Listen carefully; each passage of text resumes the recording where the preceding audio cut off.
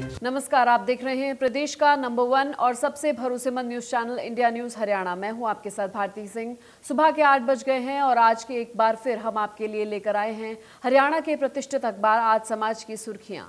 कल का दिन भी खबरों के लिए खास था, फिर चाहे कोरोना के संकट के बीच मदद के लिए सामने आए आम लोगों की खबर हो, या फिर अस्पताल में ऑक्सीजन प्लांट लगाने की खबर हो, या फिर हरियाणा में 6 दिन में 30,000 मरीजों के कोरोना से ठीक होने की खबर हो। इसके अलावा सभी खबरों को आज समाज अखबार ने प्रकाशित किया है।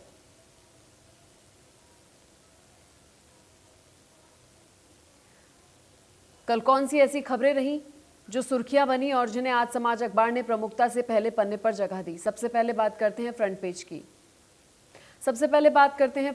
फ्रंट पेज पर आज समाज अखबार ने कई बड़ी खबरों को प्रकाशित किया है। पहली बड़ी खबर है के तौर पर अस्पतालों में ऑक्सीजन प्लांट लगाने की खबर प्रकाशित की गई। कोरोना संकट के बीच केंद्र सरकार ने ऑक्सीजन उत्पादन के लिए पीएसए प्लांट लगाए जाएंगे। इसके अलावा कोरोना संकट से बच्चे भी जंग जीत रहे हैं। भोपाल में 7 नवजात कोरोना से ठीक हुए। वहीं इस संकट के बीच लोग मदद के लिए स्वेच्छा से सामने आ रहे हैं। कोरोना संकट के बीच देश के कई राज्यों में बिजली का संकट गहरा सकता है। बिजली उत्पादन करने वाले 38 संयंत्रों के पास अब सिर्फ 3 दिन का कोयला बचा है। इसके अलावा हरियाणा से अच्छी खबर सामने आई, जहां 6 दिन में कोरोना के 30,000 मरीज सामने आए हैं। सबसे नीचे अगर हम जाते हैं तो इस पेज पर ऑक्सीजन की कमी की पूर्ति के लिए कॉरपोरेट धरनों ने मदद की है और ऑक्सीजन की सप्लाई अस्पतालों तक पहुंचाई।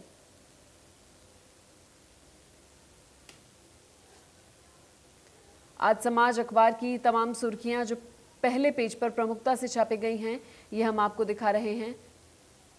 कल की तमाम बड़ी खबरों का विश्लेषण हम आप तक पहुंचा रहे हैं। हरियाणा में 6 दिन में ठीक हुए 30,000 मरीज, ये एक अच्छी खबर आज समाज अखबार में छपी है। साथ ही आपको बता दें, देश और दुनिया की तमाम बड़ी खबरें आज समाज अखबार में छापी गई हैं, जिनमें सांसों की डोर को संभाल रखे हैं उद्यमी, ये खबर भी छापी गई, जिसके तहत तमाम वो लोग जो आगे आ रहे हैं कोरोना काल में लोगों की मदद करने के लिए, चाहे वो उद्यमी हो या आम आदमी हो, उन सभी की खबर छापी गई है पहले पेज पर। हरियाणा में कोरोना के मामले लगातार बढ़ रहे हैं, लेकिन वहीं रिकवरी रेट भी अब देखने को मिल रहा है। अस्पतालों में लगेंगे ऑक्सीजन प्लांट। 38 बिजली संयंत्रों के पास 7 दिन का कोयला बचा है। हरियाणा के में 6 दिन में ठीक हुए 30,000 मरीज।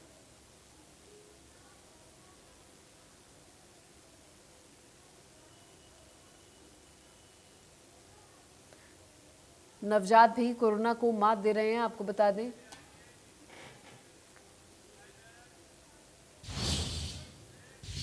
और अब बात करते हैं तीसरे पन्ने की, यानी वो पन्ना जहां पर हरियाणा की बड़ी खबरों को प्रमुखता से जगह दी जाती है। सबसे ऊपर हरियाणा के ऑक्सीजन का कोटा बढ़ाने की खबर है। हरियाणा सरकार ने ऑक्सीजन की कमी को देखते हुए इसका कोटा बढ़ा दिया है। साथ मदद के लिए हेल्पलाइन नंबर भी जारी किया है। इस खबर के ठीक नीचे दवाओं की कालाबाजारी पर रोक के लिए उठाए कदमों की खबर है। सरकार ने दावों का कालाबाजारी करने वालों पर शिकंजा कसने के लिए फोन नंबर जारी किए हैं, जिस पर आम लोग इसकी सूचना दे सकते हैं। थोड़ी नीचे जाने पर सती भाई दास सेवा दल से जुड़ी खबर है। इस संस्थान से जुड़े लोग कोरोना मरीजों को उनके घरों तक खाना पहुंचा रहे हैं। इसके लिए संस्था ने फोन नंबर जारी किए हैं। इसी के साथ कुछ और बड़ी खबरें हैं जिन्हें हरियाणा के पन्ने पर प्रकाशित किया गया है। ये तीसरा वो अहम पन्ना जहां पर हरियाणा के तमाम अहम खबरों को प्रकाशित किया जाता है, जहां हरियाणा में ऑक्सीजन का कोटा बढ़ाने की खबर हो या फिर मरीजों के रिकवरी रेट बेहतर होने की खबर हो, कालाबाजारी रोकने के लिए जारी किए गए हेल्पलाइन नंबर की बात हो, या तमाम कोरोना से प्रभावी लोगों से जुड़ी तमाम खबरें हों। कोरोना मरीजों तक घर घर तक खाना पहुंचाया जा रहा है। हेल्पलाइन नंबर दिया गया है।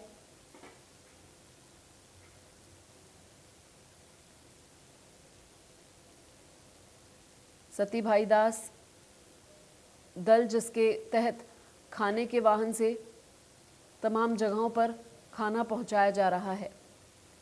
तमाम लोग कोरोना काल में आगे आ रहे हैं और लोगों की मदद कर रहे हैं। ऐसी ही तमाम खबरों को आज समाज अखबार ने प्रमुखता से प्रकाशित किया है।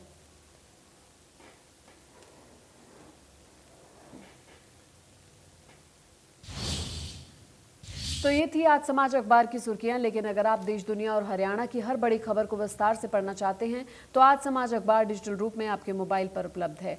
आप आज समाज के ई पेपर को पढ़ सकते हैं। इसके लिए आपको आज समाज अखबार की वेबसाइट पर जाना होगा। साथ ही आपको ये भी बात बता दें कि आज समाज अखबार अब हर जिले का संस्करण प्रकाशित करता है। आप अपने जिले की खबरों को भी ऑनलाइन पढ़ सकते हैं। धन्यवाद। और अब बात कर लेते हैं दूसरे खबरों की। दिल्ली में एक हफ्ते के लिए लॉकडाउन बढ़ा दिया गया है। दिल्ली के सीएम अरविंद केजरीवाल ने इसका ऐलान किया है। दिल्ली सीएम अरविंद केजरीवाल के मुताबिक जिस तरह से लगातार तेजी से केस बढ़ रहे हैं, लॉकडाउन के सिवाय उनके पास कोई दूसरा विकल्प नहीं है। दिल्ली में लॉकडाउन एक हफ्ते के लिए बढ़ा दिया गया है और ऐसे में लॉकडाउन लगाया था जो कि कल सुबह 5 बजे ख़त्म हो रहा है। जिस तरह से तेज़ी से केसेस बढ़ रहे हैं दिल्ली के अंदर, उसको देखते हुए ये लॉकडाउन लगाना बहुत ज़रूरी हो गया था। ये एक तरह से आखिरी हथियार है कोरोना के से डील करने के लिए, लेकिन जिस तरह से केसेस बढ़ रहे थे ये आखिरी हथियार इस्तेमाल करना ज़रूरी हो गया था। लेकिन अभी भी कोरोना का कहर जारी है और कोरोना कम नहीं हो रहा। तो इसीलिए उसके मद्देनज़र कई लोगों के भी, जनता के बीच में भी जब हम लोगों ने बात करने की कोशिश की, सबका मत यही है कि लॉकडाउन को भी और बढ़ाना चाहिए।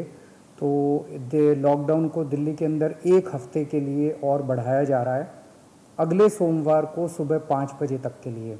लॉकडाउन के दौरान की संक्रमण दर, पॉजिटिविटी रेट जिसको कहते हैं, ये लगभग 36-37% तक पहुंच गई।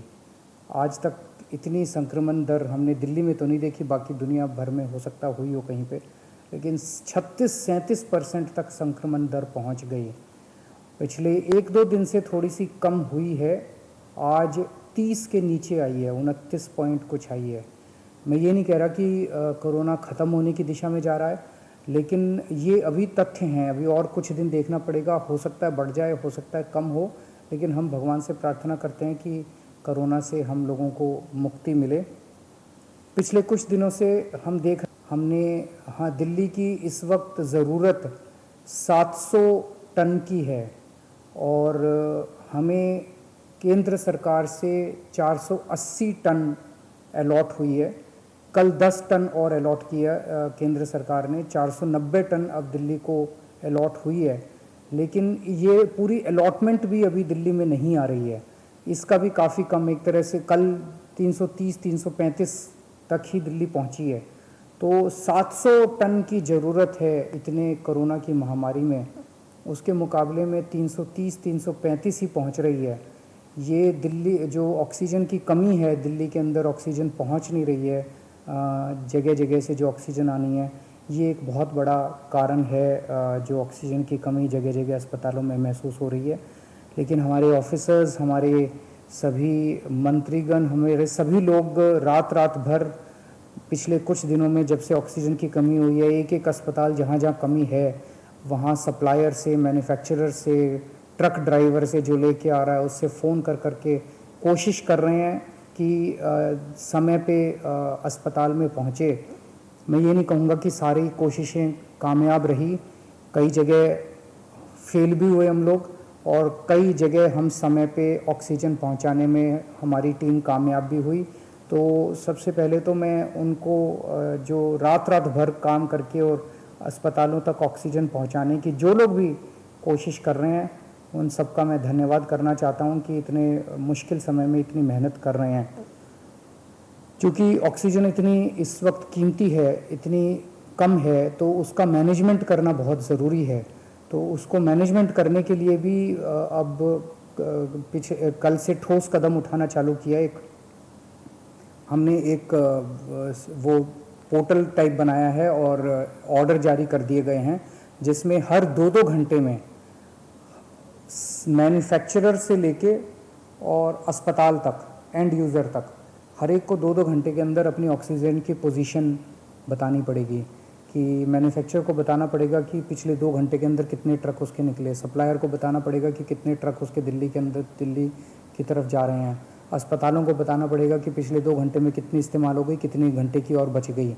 ये सारी चीज़ें ताकि दिल्ली सरकार को पता रहे कि कहाँ कमी आने वाली है। सरकार से काफ़ी सहयोग मिल रहा है। कल भी पूरा दिन केंद्र सरकार के अलग अलग मंत्रालयों के साथ हमारे ऑफिसर्स की टीम बैठी रही और दोनों टीमें, केंद्र सरकार और दिल्ली सरकार, अच्छे से मिलके काम कर रही हैं और कोशिश की जा रही है कि जो भी सप्लाईज आने में दिक्कत हो रही है उन दिक्कतों को दूर किया जा सके। और मैं समझता हूं कि आने वाले कुछ दिनों के अंदर ये बहुत ज़्यादा अफरा तफरी का जो आलम है ये ठीक हो जाना चाहिए।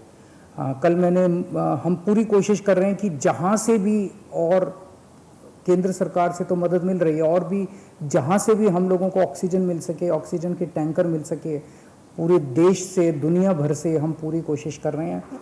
कल देश के सभी मुख्यमंत्रियों को मैंने चिट्ठी लिखी है कि अगर आपके यहाँ, आपके राज्य में, गवर्नमेंट में या किसी कंपनी में कोई ऑक्सीजन की पॉसिबिलिटी हो तो हमें ऑक्सीजन मुहैया कराइए, ऑक्सीजन टैंकर मुहैया कराइए। विधायक घनश्याम सराफ सहित 150 लोगों ने कोरोना वायरस संक्रमण से बचने के लिए पहली डोज लगवाई। वैक्सीनेशन को लेकर लोगों में जबरदस्त उत्साह देखा गया। वैक्सीन लगवाने आए लोगों ने सोशल डिस्टेंसिंग और अपने मुंह पर मास्क लगाया हुआ था। वहां पर पहुंचे सभी लोगों को हाथ को सैनिटाइज भी करवाया गया। वैक्सीन की पहली डोज लगवाने के बाद विधायक घनश्याम सराफ ने कहा कि लोग वैक्सीन को लेकर भ्रमित न हो, वैक्सीन के लिए आगे आएं।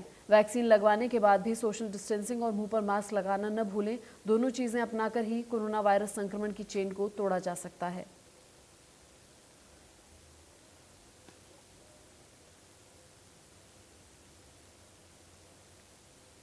कार्यालय के अंदर एक कोविशील्ड के नाम से इंजेक्शन लगाया जा रहा है, जो कोविड बीमारी में बहुत ज़्यादा सहायक भी है उसको रोकने में। और जो लोग संक्रमित नहीं हुए अब तक, उनका सारा जो ध्यान हमारा ये वैक्सीनेशन करवाने पे है। और आज कार्यालय में आप लोग देख रहे हैं कि किस प्रकार से लोग आ रहे हैं और लोगों को ये सुविधाएं मिल रही है। आज हमारा सिस्टम जो है वो खुद को भी वैक्सीनेशन करवाने का और आम आदमी को वैक्सीनेशन करवाने के लिए यहाँ आमंत्रित किया हुआ है। रेवाड़ी में सीएम फ्लाइंग ने एक मोबाइल गोदाम पर छापेमारी कर रेमडेसिविर इंजेक्शन सहित 2 लोगों को गिरफ्तार किया है। वो इस इंजेक्शन को 23,000 रुपए में बेच रहे थे, जबकि उसकी कीमत मात्र 2450 रुपए है। गिरफ्तार किए गए दोनों आरोपियों को कोर्ट में पेश कर रिमांड पर लिया जाएगा। जांच अधिकारी ने बताया कि देर रात गुरुग्राम से आई सीएम फ्लाइंग की रेवाड़ी टीम ने छापेमारी की। तिलक नाम के शख्स को रेमडेसिविर इंजेक्शन सहित गिरफ्तार किया, जो फ्लाइंग द्वारा फर्जी ग्राहक बनकर भेजे गए शख्स को 23,000 रुपए दे रहा था। पूछने के बाद निजी अस्पताल के कर्मचारी राहुल को भी गिरफ्तार कर लिया गया, जिसने इस शख्स को ये इंजेक्शन बेचने के लिए दिया था। ड्रग कंट्रोल ऑफिसर और सीएम फ्लाइंग ने साझी रेड की, तो इस पे गांधी चौक पर डिको पेशेंट भेज के और वो इंजेक्शन है जो कोविड-19 में प्रयोग होता है, जो 2450 रुपये की कीमत का है।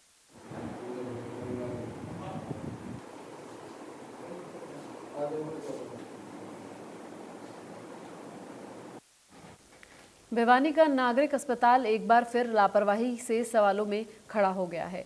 एक कोरोना मरीज अस्पताल के बाहर बेसुध मिला। परिजनों ने सूचना पाकर भर्ती करवाया तो चंद पलों बाद उसकी मौत हो गई। परिजनों ने बताया कि रात को उन्होंने मरीज को अस्पताल में भर्ती कराया था, लेकिन सुबह जब वो अस्पताल पहुंचा तो अस्पताल के बाहर बेसुध हालत में मिला।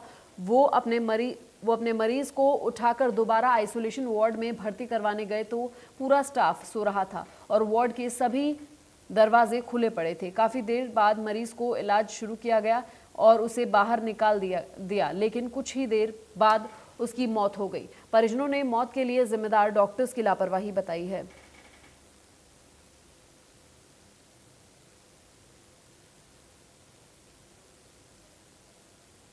मेरा भाई बीमार था, मैं उसको कल लेकर के यहाँ भिवानी सिविल हॉस्पिटल लेके आया था। उसकी तबीयत ख़राब थी तो हमने यहाँ आकर के इन्होंने कहा कोरोना चेक कराओ। हमने कोरोना चेक करवाया तो उसमें वो पॉजिटिव आया। इन्होंने आइसोलेशन वार्ड में एडमिट कर लिया। एडमिट करने के बाद में कहा कि हम आप जाइए बाहर, हम इलाज कर रहे हैं ये, और हम बाहर बैठ के ये इलाज इन्होंने किया नहीं किया वो हमें पता नहीं है। बाकी ये कहने के लगे कि भाई ऑक्सीजन मात्रा हम बढ़ गई है, अब हमें आश्वासन देते रहे जिसमें कि पहले कम थी। उसके बाद में रात को मैं 2-3 बार गया हूँ। रात को 8:30 बजे गया, फिर 10 बजे गया हूँ, 11 बजे गया, तो मेरे को यही आश्वासन देते रहे। फिर मेरे भाई का रात को 2:30 बजे मेरे पास में फ़ोन आया कि भाई मेरी तबीयत ख़राब है और ये हॉस्पिटल वाले कोई नहीं देख रहे हैं। मैंने कहा भाई देख लेंगे, मैं आ रहा हूँ। मैंने गया तो वहाँ सारे सोए हुए थे, कोई स्टाफ जगह हुआ नहीं था, न गेट पे था, गेट खुला पड़ा। मैंने मेरे भाई को फ़ोन करके ही बताया कि भाई तू भीतर ही सो जा, सोता रहे, थोड़ी देर डॉक्टर आ जाएंगे। ये कोई नहीं उठे। उसके बाद में सुबह 5:30 बजे मेरे को किसी अज्ञात व्यक्ति ने फ़ोन करके बताया कि भाई के पास मोबाइल था, उससे नंबर देखे उसने, और फिर मुझे बताया कि आपका भाई यहाँ हॉस्पिटल के बाहर चाय की दुकान के पास पड़ा है। मैं दौड़ के गया और मैंने जा कर के वहाँ परली कौन सी साइड है वो हॉस्पिटल के बाहर की साइड में, मैं उसने बताया तो मैं वहाँ पहुँचा। वहाँ देखा तो भाई पड़ा था। मैंने व्हील चेयर ली वहीं से और उसको फटाफट बैठाया और मैं ले कर के अकेला ही भगा। अंदर इमरजेंसी में ले गया, इमरजेंसी वालों से कहा, तब उन्होंने मेरी कई बार कहने के बाद मेरे लिए एक आदमी भेजा कि इसको साथ ले जाओ और आइसोलेशन वार्ड में छोड़ का इसको। मैं वहाँ आइसोलेशन वार्ड में जाके गया, लेके बड़ी मुश्किल से उसको वहाँ जाके पूछा भाई मेरा भाई यहाँ एडमिट है हरिपाल सिंह नाम से, तो उन्होंने कहा वो तो वार्ड में है, यहीं पर है। मैंने उसके बाद में वो डॉक्टरों को बताया कि ये तो बाहर पड़ा था, मैं बाहर से लेके आया हूँ इसको। फिर भी डॉक्टरों को मैंने कहा इसकी तबीयत ख़राब है, इसका इलाज करो। इन्होंने कहा आप तो बाहर जाइए, और इलाज नहीं जारी किया इन्होंने मेरे सामने। मैं काफ़ी गिड़गिड़ाता रहा तो भी मेरे भाई का इलाज जारी नहीं किया, और मेरे भाई की अब डेथ हो चुकी है। मैं पीएमओ के पास भी गया, काफ़ी लोगों को भी ने कहा मेरी मदद करो, लेकिन किसी ने मदद नहीं की। आगे मेरे भाई की डेथ होगी इनकी लापरवाही से, पूरे हॉस्पिटल की लापरवाही के कारण। कोरोना के लगातार बढ़ते मामलों के साथ ऑक्सीजन सिलेंडर की मांग लगातार बढ़ती जा रही है। कुछ लोग ऑक्सीजन सिलेंडरों को गलत तरीके से बेचकर मोटा मुनाफा कमाने में लगे हैं। ऑक्सीजन सिलेंडरों की कालाबाजारी का मामला गिरनौर के बड़े औद्योगिकी क्षेत्र में सामने आया, जहां पुलिस और स्वास्थ्य विभाग की टीम ने ऑक्सीजन गैस सिलेंडरों के होलसेल कारोबारी के प्रबंधक को ऑक्सीजन सिलेंडरों के निर्धारित दामों से ज्यादा रुपए वसूलते हुए रंगे हाथों पकड़ा। पकड़े गए प्रबंधक के खिलाफ पुलिस ने केस दर्ज कर लिया है। दरअसल फैक्ट्री में ऑक्सीजन गैस सिलेंडर को रिफिल किया जाता है। कोरोना मरीज के परिजन ने जब फैक्ट्री प्रबंधक से सिलेंडर मांगी तो उससे 30,000 रुपए की डिमांड की गई और सिलेंडर लौटाने पर भी रुपए वापस लौटाने से इनकार कर दिया।